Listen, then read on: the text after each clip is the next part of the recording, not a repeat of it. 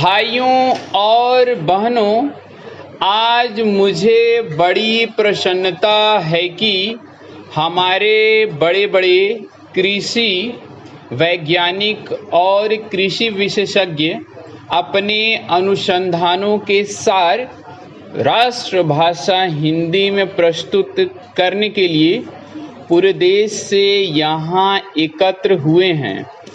मैं तो हमेशा ही कहता रहा हूँ कि किसानों तक नई जानकारी उनकी ही भाषा में पहुँचाई जा सकती है। आपने अच्छा काम किया कि श्री गणेश राष्ट्रभाषा हिंदी से किया।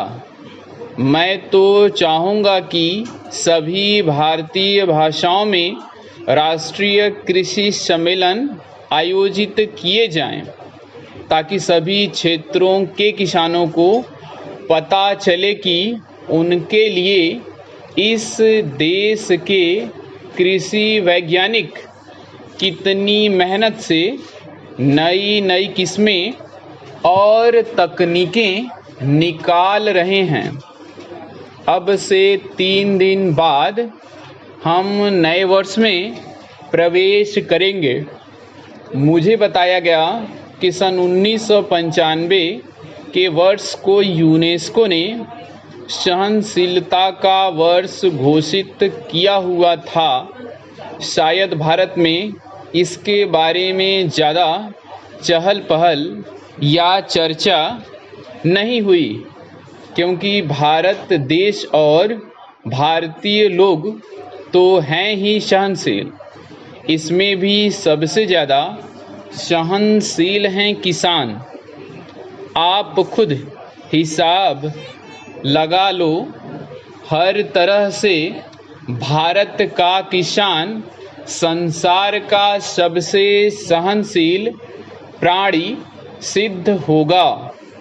आजकल जाड़ा जोरों से पड़ना शुरू हो गया है, फिर भी उत्तर भारत का किसान शीत लहर की परवाह किए बिना आधी रात को उठकर अपने गेहूं के खेत में पानी लगा रहा है, क्योंकि बिजली कुछ घंटों के लिए आती है।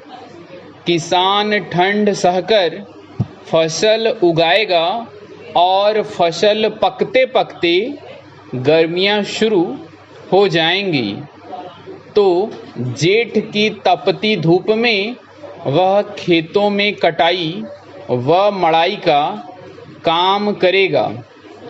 यह जाड़ा पाला सहना और कड़ी गर्मी में पसीने से लथपथ होकर काम करते रहना, इतनी सहनशीलता बस किसान के बूते की ही है। फिर हिंदी बोलने वाला तो और ज़्यादा सहनशील है, हर हाल में जी रहा है। गेहूं चावल विदेशों में किस भाव बिकता है और हम उसे क्या भाव देते हैं, हर चीज़ के दाम आसमान पर पहुंच गए हैं।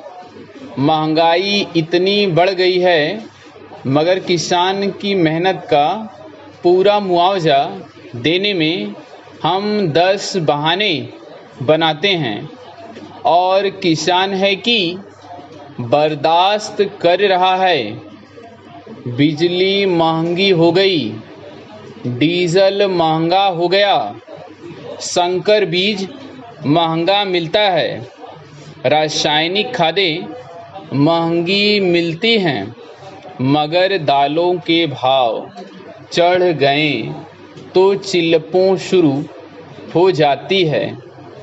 मेहनत करता है किसान और उसकी मेहनत पर फलते फूलते हैं बिचौलिए, मंडी के दलाल, आलू के चिप्स बनाने वाले व्यापारी, उसकी फसलों का तेल निकालने वाले व्यवसायी।